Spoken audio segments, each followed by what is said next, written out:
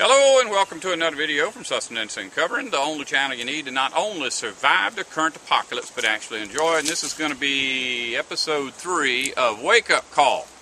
If you remembered, back in episode 2 of Wake Up Call, there was some gunshots going on in the background.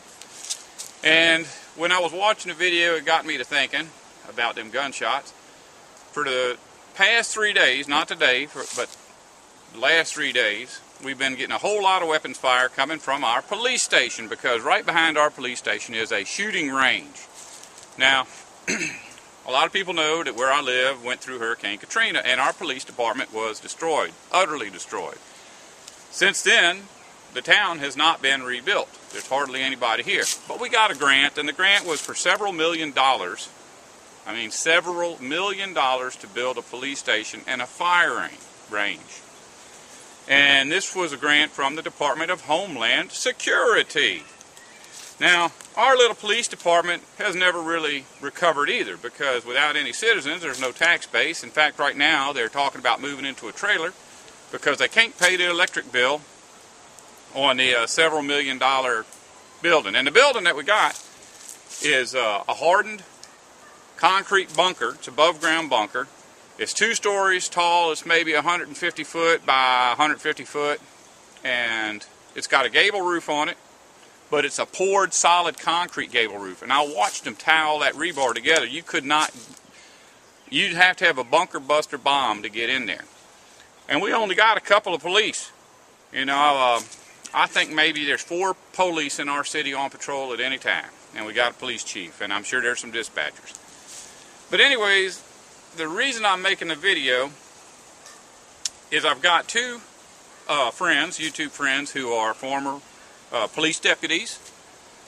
Both of them had a lot of years, 20 plus years as police. And both of them said that in the course of their time on the police department that they saw changes in the way they were trained, in the attitude of the officers in general, and that not because the people were just changing, but the attitude that they were molded to have was changing. But also the things that they train for. You know, police in general in a small town, what you're going to train for is, you know, how to stop somebody from robbing a liquor store. But they were starting to train for civil unrest. And it got me to thinking, our little bitty town don't need a hardened bunker, and we certainly don't need a shooting range.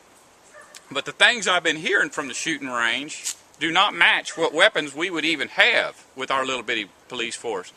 I know what different things sound like. The stuff that's on that video the other day was probably 40 caliber rounds, maybe 9mm. But for 3 days prior to that, they've been training out there, and they're training with some kind of explosives. Now, I don't know what a flashbang is. Maybe that's all it is, but it's been shaking my house. And they're shooting some kind of a gun that is much, much louder than a 12 gauge. And 12 gauge is about the loudest thing I've ever shot. Now, I might be mistaken, because it is a quarter mile to half mile between me and the shooting range. But something I'm not mistaken about is automatic weapons fire. Now, what would a small town with just a couple of police need with automatic weapons? But that went on for 3 days. For 3 days, there's people out there shooting machine guns. That's for anybody who doesn't know what an automatic weapon is. Well, the project was funded by the Department of Homeland Security. But if you go by there, it only says City Police Department. Don't have nothing about Homeland Security on it. And we were told that that was built that way to be a hurricane shelter.